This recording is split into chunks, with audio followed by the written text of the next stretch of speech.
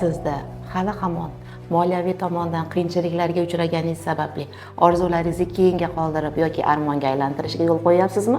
Haliyam orttirgan kasalliklaringizdan tabiiy yo'l bilan qutulish imkoni borligiga ishonmayapsizmi? Men Umida Salomova hozirgi kunda Gana Shifo korporatsiyasida faoliyat olib boraman.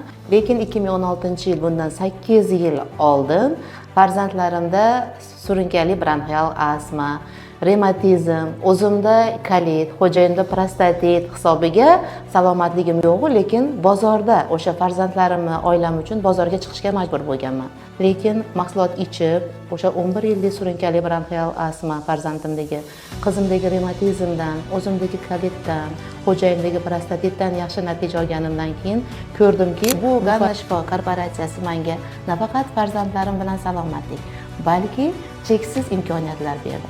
Hozirgi kunda yakka tartibdagi tadbirkorman va bir qancha yakka tartibdagi tadbirkorlarning ustoziga aylandim.